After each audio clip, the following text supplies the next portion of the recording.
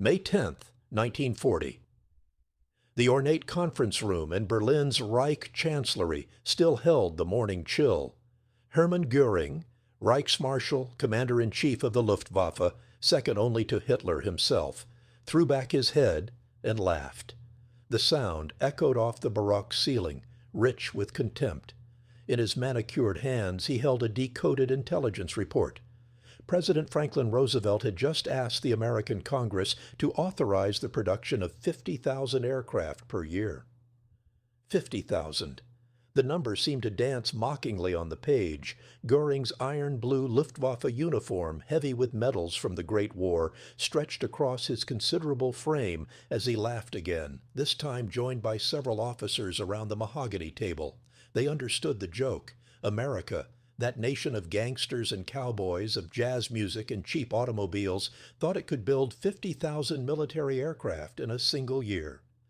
Germany, with its engineering precision and martial discipline, had struggled to produce even 10,000 planes annually. The very idea was absurd. What Göring could not hear, in that moment of supreme confidence, was a different sound, one that would eventually drown out his laughter completely. It was the sound of rivet guns, thousands upon thousands of them, beginning to hammer in rhythm across a continent he had dismissed. It was the sound of an industrial awakening that would bury the Third Reich under an avalanche of aluminum, steel, and American ingenuity. He had no way of knowing that his laughter on that spring morning in 1940 would become one of the most catastrophic miscalculations in modern warfare. The disconnect between Göring's contempt and American reality was not entirely irrational. In May 1940, the United States Army Air Corps possessed fewer than 3,000 operational aircraft, many of them obsolete biplanes that would have been outmatched by even Germany's training planes.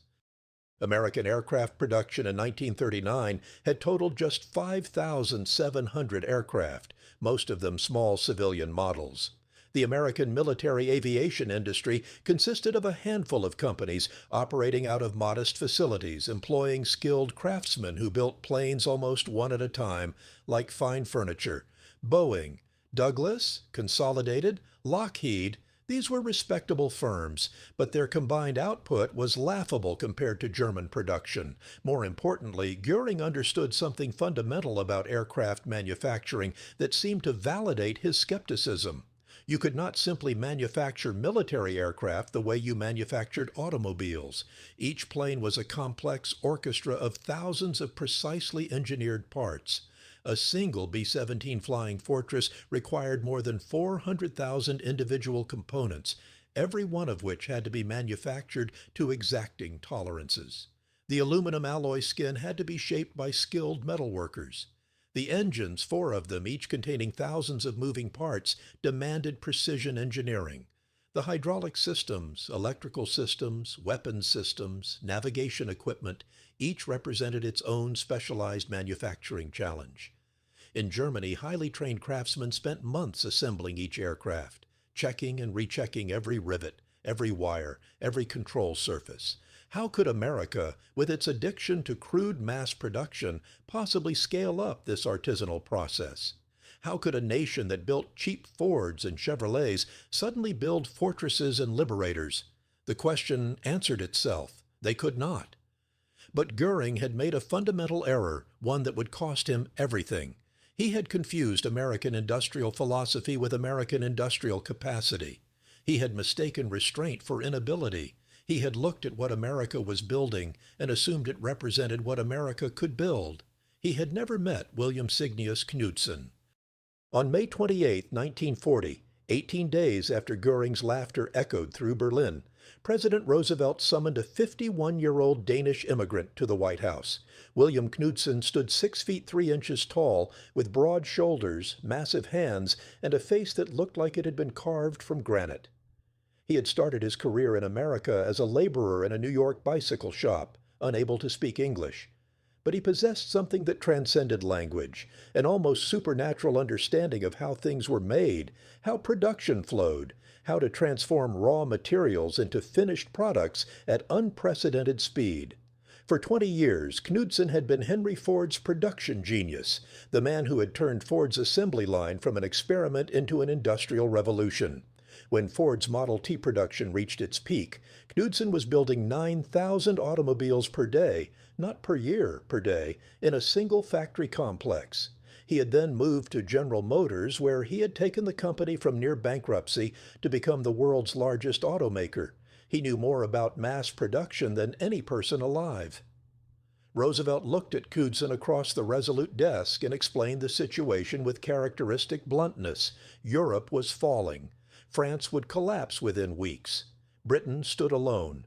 America needed to become, in Roosevelt's words, the arsenal of democracy.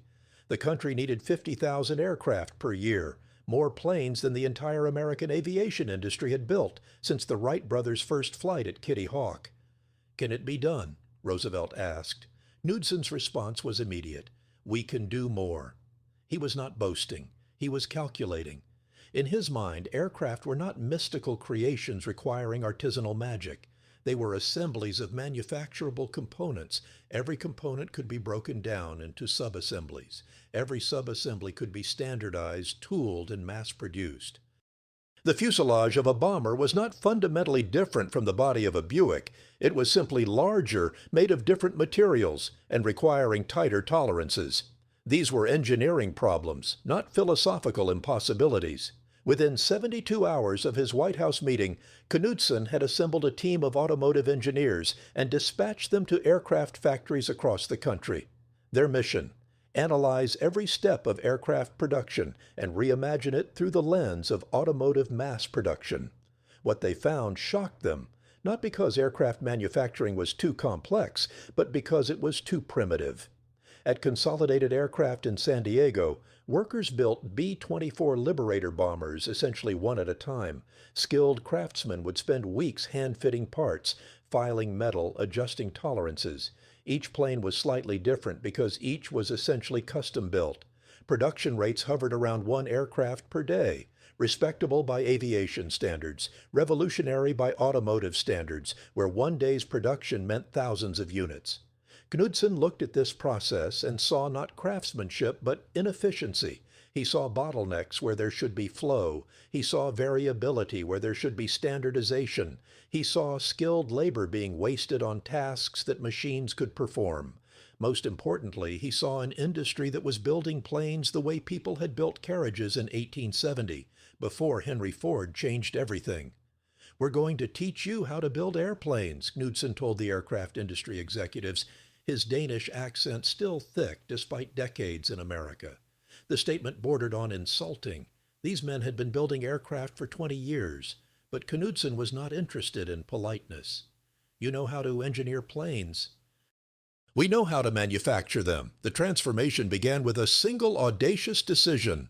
Ford Motor Company would build Consolidated's B-24 Liberator bomber, but they would not build it in California using Consolidated's methods. They would build it in Michigan, in a factory that did not yet exist, using techniques that had never been applied to aircraft production. In January 1941, Ford broke ground on a manufacturing facility called Willow Run, 35 miles west of Detroit. The name came from a small creek that meandered through the former farmland. But there was nothing small about what Ford planned to build. The main assembly building would be 3,500 feet long, more than half a mile under a single roof. It would be the largest manufacturing facility ever constructed, covering 67 acres of floor space. The building was so large that it had its own internal weather patterns. Managers would later report that fog sometimes formed near the ceiling on humid days. Skeptics, and there were many, called it "Willow Run, Will It Run?" They pointed out that Ford had never built an aircraft. They noted that the B-24 was vastly more complex than any automobile, with 4 engines, a wingspan of 110 feet, and more than 1 million individual parts. They warned that you could not apply automobile production techniques to aircraft manufacturing without catastrophic quality problems. Goring's intelligence services tracked the Willow Run project with amused interest. German aviation experts prepared reports confirming that Ford's approach was fundamentally flawed, that aircraft required craftsmanship that mass production would destroy. These reports made their way to Göring's desk, where they reinforced his existing convictions. The Americans were attempting the impossible, and when they failed, the Luftwaffe's technological and industrial superiority would be confirmed. But something was happening inside Willow Run that German intelligence could not see, could not measure, could not comprehend. Ford's engineers had redesigned the entire aircraft. Not the engineering, the bomber's performance remained identical to Consolidated's original design, but the manufacturing. They broke down the B-24 into 5 major subassemblies: nose section, forward fuselage, center fuselage, rear fuselage, and tail section. Each subassembly moved down its own production line, manufactured using techniques adapted from automobile production. Parts were stamped rather than hand-formed. Jigs and fixtures ensured perfect repeatability. Every nose section identical to every other nose section, interchangeable with precision that German craftsmanship, for all its skill, could not match. The genius was not in the individual techniques, but in their orchestration. While traditional aircraft plants built planes sequentially, completing one before starting the next, Willow Run built them simultaneously. At any moment, dozens of aircraft were in various stages of completion, flowing through the factory like automobiles on an assembly line. Workers specialized in specific tasks, repeating them thousands of times until they achieved speed and precision that no craftsman, however skilled, could match. The factory devoured raw materials with almost biological hunger. Every day, trainloads of aluminum arrived, more than 1 million pounds per month by mid-1942. The metal entered at one end of the building as sheets and extrusions. It emerged at the other end as B-24 bombers, engines roaring, guns mounted, ready to fly to war. March 1943. Charles Lindbergh, the first man to fly solo across the Atlantic, now working as a Ford consultant, stood at the end of Willow Run's assembly line and watched a completed B-24 Liberator roll out of the factory. He checked his watch. 63 minutes earlier, this aircraft had been 5 separate subassemblies scattered across the factory floor. Now it was ready for flight testing. 1 bomber every 63 minutes. Lindbergh had visited German aircraft factories before the war. He had been impressed by their efficiency, their technical sophistication, their engineering excellence. But he had never seen anything like this. This was not manufacturing. This was an industrial force of nature. By late 1943, Willow Run was producing more than 400 B-24 bombers per month, more 4-engine heavy bombers than the entire German aviation industry produced in the same period. And Willow Run was just one factory. Across America, similar transformations were occurring. Boeing's massive facility in Seattle, Consolidated's expanded San Diego plant, Douglas Aircraft in California, North American Aviation, Republic, Grumman, hundreds of smaller suppliers feeding parts to the major assembly plants. The numbers stopped being impressive and became surreal. In 1942, America produced 47,836 military aircraft. In 1943, 85,998. In 1944, 96,318. Roosevelt's impossible goal of 50,000 aircraft per year had been nearly doubled. But quantity was only half the story. The other half was about people, specifically about who was building these aircraft. Her name was Rosemary. She was 23 years old in 1942 when she saw the poster at the unemployment office, "Women Needed for War Work." Before the war, she had worked as a department store clerk in Detroit, earning $11 per week. Aircraft factory work paid $40 per week, a fortune. More importantly, it was a chance to contribute to something larger than herself, to be part of the crusade against fascism that had consumed her brother, who was training to be a bomber pilot. She applied at Willow Run, along with thousands of other women. The hiring manager, an old Ford veteran who had spent 30 years in a world where women were secretaries, not factory workers, looked at her skeptically. Can you handle heavy tools? Can you work a rivet gun? Can you read technical drawings? Rosemary had never done any of these things, but she said yes. The training lasted 3 weeks. The instructors, many of them drafted from Ford's automotive plants, taught her how to read blueprints, how to measure tolerances with micrometers, how to operate a pneumatic rivet gun that weighed 20 pounds and bucked like a mule when you pulled the trigger. The noise in the factory was apocalyptic.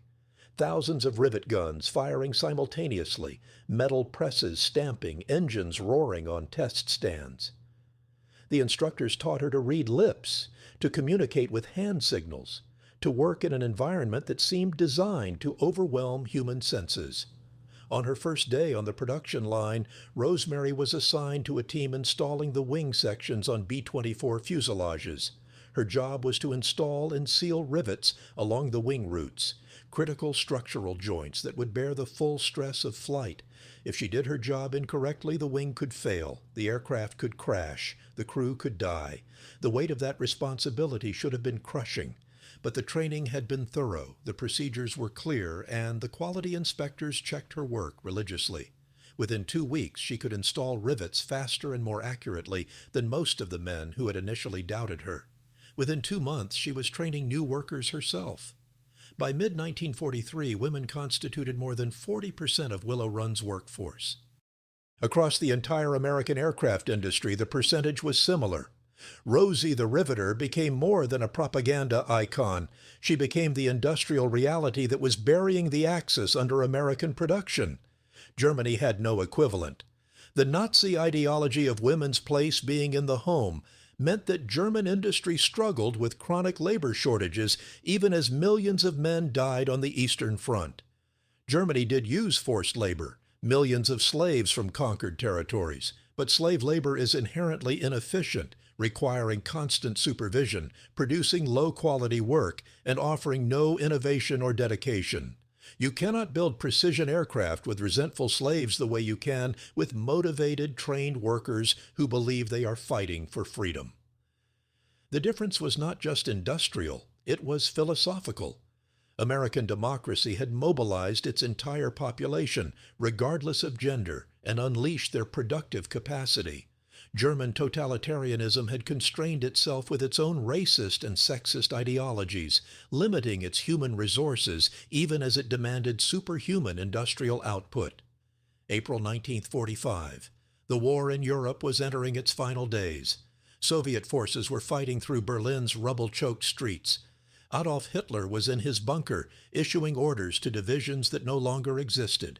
And Hermann Göring, stripped of his positions, his power, his illusions, was fleeing south toward Austria with a convoy of trucks filled with looted art.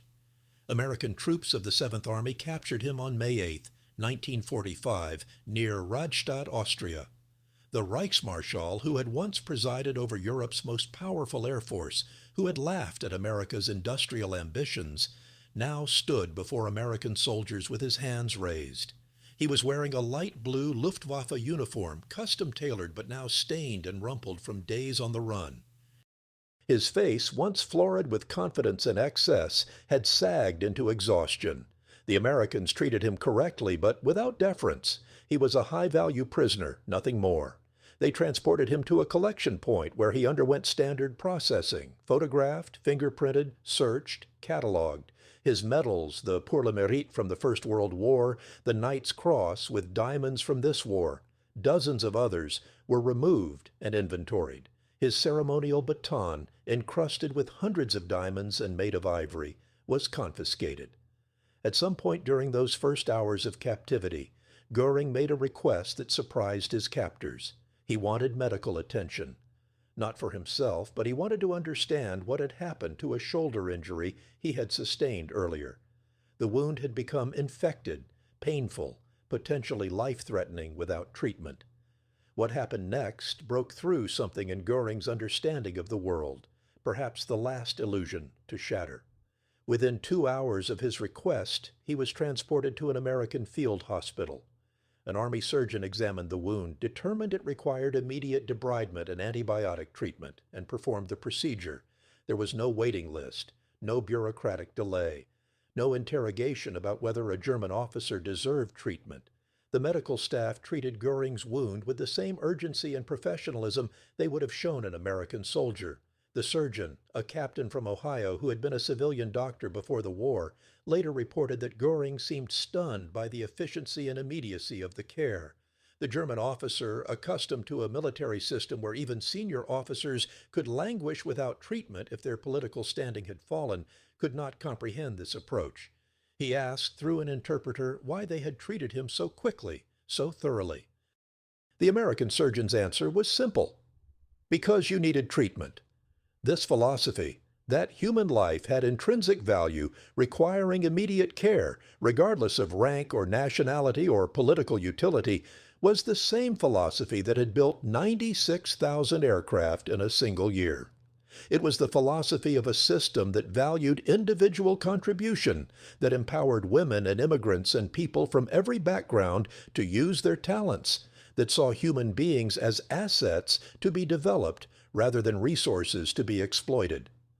Goring, sitting on a hospital cot with his shoulder freshly bandaged, began to understand what he had been up against.